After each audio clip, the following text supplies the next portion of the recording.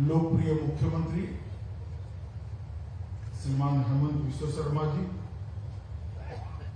स्वास्थ्य विभाग के मंत्री श्री केशव महंता जी, भारतीय जनता पार्टी के राष्ट्रीय उपाध्यक्ष और असम के प्रभारी भाई जय पांडा जी, भाजपा के प्रदेश अध्यक्ष श्री भावेश कलिता जी, सांसद गुवाहाटी श्रीमती क्वीन ओझा जी, आसाम सरकार के उपस्थित सभी मंत्रीगण, सीएम केंद्र के डायरेक्टर डॉक्टर डी.के. वैश्य, प्रिंसिपल प्रोफेसर अच्युत वैश्य जी और आज के कार्यक्रम में आए हुए प्यारे भाइयों बहनों और मेडिकल कॉलेज के विद्यार्थी भाइयों बहनों, आज असम सरकार की वर्षगांठ की पूर्व संध्या पर एक बहुत बड़ा नजराना असम के मुख्यमंत्री के इनिशिएटिव से गुवाहाटी और समग्र असम की जनता को दिया जा रहा है। मैं असम की पूरी जनता को बहुत बहुत शुभकामनाएं और बधाई देना चाहता हूं। असम को ये 6 साल के अंदर जब से भारतीय जनता पार्टी की सरकार बनी तब से हेल्थ केयर की दृष्टि से न केवल नॉर्थ ईस्ट, आसपास के सभी देशों को और सभी देशों के बीमार नागरिकों के लिए असम हेल्थ केयर का प्रमुख सेंटर बने, उस दृष्टि से मोदी जी और हेमंत विश्व शर्मा जी विकसित करने का प्रयास कर रहे हैं और इस दिशा में अनेक कदम आज तक उठाए हैं और इसके नतीजे भी आज हमने देखे। सुपर स्पेशलिटी अस्पताल यहां पर जो बनाया है, इसमें ढेर सारी सुविधाएं हैं। स्वास्थ्य मंत्री जी और मुख्यमंत्री जी दोनों ने बताया है, मैं इसकी बहुत डिटेल में जाना नहीं चाहता। लगभग 273 करोड़ 273 करोड़ रुपए की लागत से इसके अंदर ढेर सारी सुविधाएं, लगभग 40 डॉक्टर, 100 नर्सिस, कई वार्ड बॉय और 24/7 हाउसकीपिंग, अनेक सारी सुविधाएं यहां पर प्राप्त की गई है, असम की जनता के लिए उपलब्ध कराई गई। परंतु मित्रों, असम के हेल्थ केयर के नजरिए को और स्थिति को एक विजन के साथ बदलने का काम पहले स्वास्थ्य मंत्री के नाते और अब मुख्यमंत्री नाते असम के मुख्यमंत्री श्री हेमंत विश्व शर्मा ने किया है। मैं हेमंत जी को बहुत बहुत बधाई देना चाहता हूं। आयुष्मान भारत योजना ने पूरे देश को बदलने का काम किया है और पूरे देश के अंदर अनेक प्रकार के रोगों से ग्रसित गरीब लोगों को नवजीवन प्रदान करने का काम किया है। असम के अंदर 8 लाख मरीजों को स्कैन की सुविधाएं, 20 लाख मरीजों को एक्सरे की सुविधाएं, 47 लाख मरीजों को लैब की सेवाएं मुफ्त डायग्नोस्टिक पहल के द्वारा दी गई। प्रधानमंत्री राष्ट्रीय डायलिसिस प्रोग्राम के तहत 33 डायलिसिस केंद्र काम कर रहे हैं। लगभग 108 एम्बुलेंसों के द्वारा 48 लाख मरीजों को रेफरल सेवाएं मुफ्त में प्रोवाइड की गई।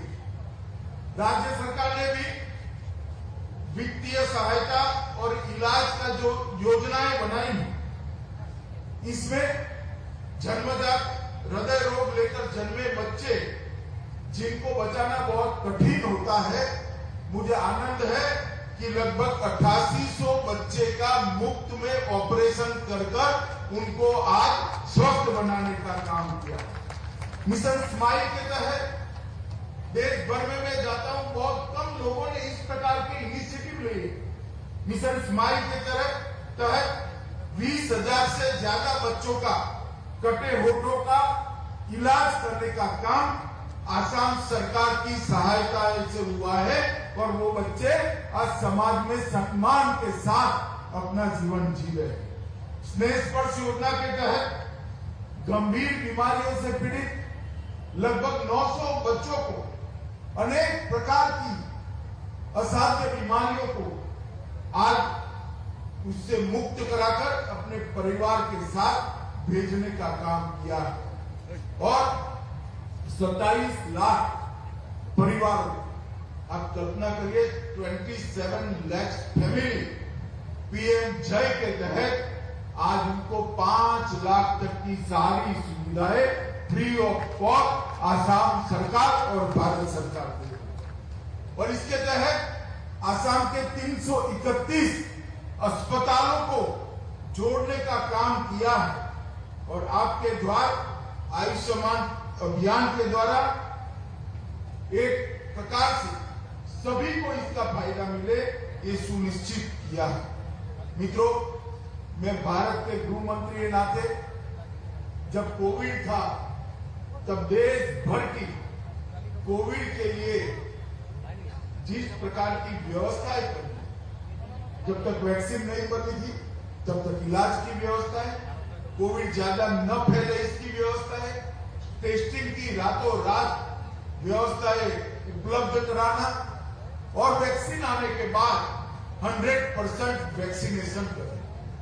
मैं दावे के साथ कहता हूं कि जब आसाम जैसे राज्य ने इसको जिस खूबी के साथ किया है, आसाम की पूरी टीम हेमंत जी के नेतृत्व में बहुत बहुत बधाई के पात्र। मोदी जी ने देश के 130 करोड़ लोगों को फ्री ऑफ कॉस्ट वैक्सीन लगाने का जब अभियान चलाया तब दुनिया के बहुत सारे देश से सोच रहे थे कि वैक्सीन तो बन गया, फ्री ऑफ कॉस्ट दे भी दोगे, मगर भारत जैसे राज्य में देने की व्यवस्था कैसे हो। मगर टेक्नोलॉजी के सहारे कोविन ऐप की सहायता से जब 130 करोड़ लोगों का वैक्सीनेशन का अभियान चालू हो गया, पूरी दुनिया अचंभित हो गई।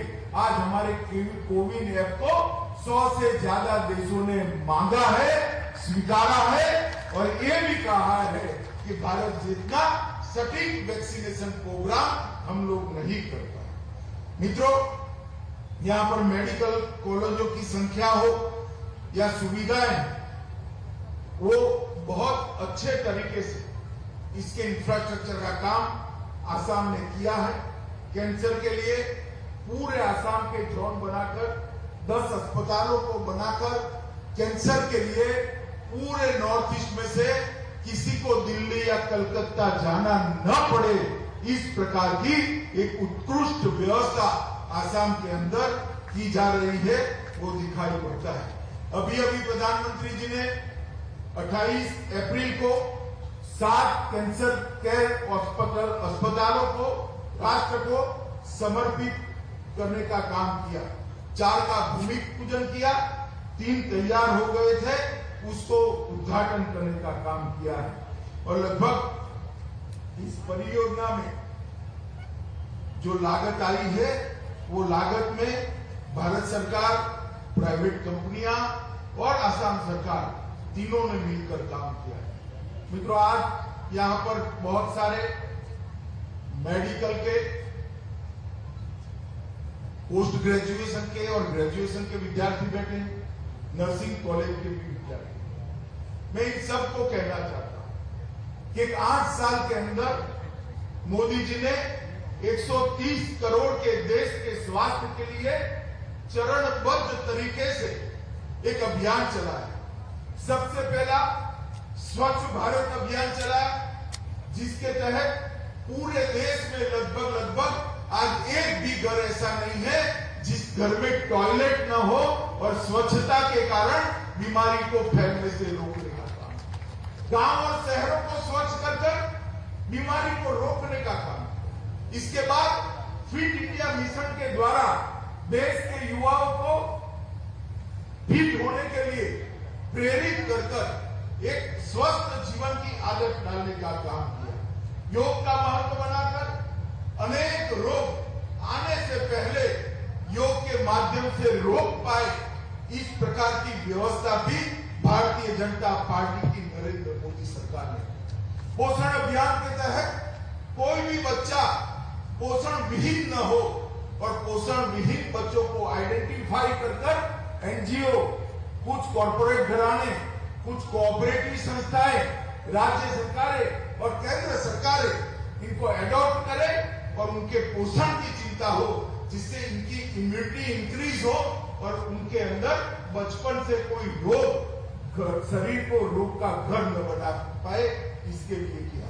मिशन इंद्रधनुष से लेकर 12 साल तक के सभी बच्चों का complete vaccination program free of cost Bharat सरकार ने करा, जिससे ढेर सारे रोगों से बच्चों को बचाया जा सके, नागरिक स्वस्थ हो। उसके बाद में जल जीवन मिशन को हाथ में लिया है। हमारे शरीर के स्वास्थ्य के लिए अच्छा पानी और अच्छे पानी की उपलब्धि बहुत जरूरी है। ये जल जीवन मिशन के माध्यम से भारत के हर घर में जल पहुंचाने का और नल से जल पहुंचाने का काम हाथ में लिया है, जिससे विशेषकर बच्चे और महिलाओं के स्वास्थ्य के लिए ढेर सारी बात। मित्रों, अब मैं आगे कहना चाहता कि आप लोगों के लिए जो यहाँ मेडिकल के स्टूडेंट्स और नर्सिंग कॉलेज के स्टूडेंट्स, इन लोगों के लिए ढेर सारी संभावनाएं खुली। मोदी जी ने आयुष्मान भारत योजना के माध्यम से देश के 60 करोड़ लोगों को फ्री ऑफ कॉस्ट 5 लाख तक की सारी स्वास्थ्य की सुविधाएं आज फ्री करी। मैं अनेक राज्यों में देख रहा हूं, तहसील सेंटर पर, ब्लॉक सेंटर पर अनेक आधुनिक अस्पताल बन रहे हैं, क्योंकि अब वो वायबल है। इसलिए वायबल है कि हर तहसील के अंदर जो गरीब व्यक्ति है उसके लिए, उसके पास अपने परिवार के लिए खर्च करने के लिए 5 लाख रुपया है। तो जो पहले हमारी स्वास्थ्य सेवाएं डिस्ट्रिक्ट सेंटर पर, अर्बन सेंटर पर सेंट्रिक थी, वो धीरे धीरे परकोलेट होकर तहसील सेंटर और गांव तक पहुंची है और एक वेलनेस सेंटर का जाला बनाकर पीएचसी, सीएचसी को भी संपूर्ण रूप से सभी प्रकार की बीमारियों के इलाज के लिए उपयुक्त और सक्षम बनाने के लिए एक अभियान हाथ में लिया। ये वेलनेस सेंटर, आयुष, स्वच्छ भारत अभियान, फिट इंडिया अभियान, पोषण मिशन, मिशन इंद्रधनुष, आयुष्मान भारत और जल जीवन मिशन, ये सारा एक वेल थॉट स्वास्थ्य को, भारत के 130 करोड़ लोगों के स्वास्थ्य को मजबूत और उसको कोई प्रकार की बीमारी न हो, इस प्रकार का बनाने का एक वेल थॉट प्रोग्राम है। और इसके तहत आज हमने इंफ्रास्ट्रक्चर के बढ़ावे के लिए भी ढेर सारा काम किया। PM Ayushman Bharat health infrastructure mission के तहत 64,000 करोड़ रुपया, मित्रों कोई कल्पना नहीं कर सकता, 64,000 करोड़ रुपया एक ही बजट के अंदर खर्च करने का काम भारतीय जनता पार्टी की नरेंद्र मोदी सरकार ने किया है। मित्रों, पिछले वर्ष हमारा स्वास्थ्य विभाग का बजट 94,000 करोड़, मैं फिर से रिपीट करता हूं, 94,000 करोड़, और 21-22 में 94,000 करोड़ से बढ़ाकर 2,24,000 करोड़ रुपया रखने का काम नरेंद्र मोदी जी ने किया। और ये पूरा खर्च इंफ्रास्ट्रक्चर के पीछे होगा। लगभग 600 से अधिक जिलों में क्रिटिकल केयर से जुड़े हुए 35,000 बेड तैयार किए जाएंगे। 730 जिलों में इंटीग्रेटेड पब्लिक हेल्थ लैब तैयार किए जाएंगे। महामारी से जुड़े रिसर्च लैब तैयार किए जाएंगे और आयुष्मान भारत मिशन को भी गति दी जाएगी। और इसके लिए ये सब तैयार के बाद अगर डॉक्टर ही उपलब्ध नहीं है तो क्या होगा? इसको भी मोदी जी ने बहुत द्रुत गति से, स्पीड से हाथ में लिया है। मैं एक आंकड़ा इसलिए कहना चाहता हूं कि महत्वपूर्ण है।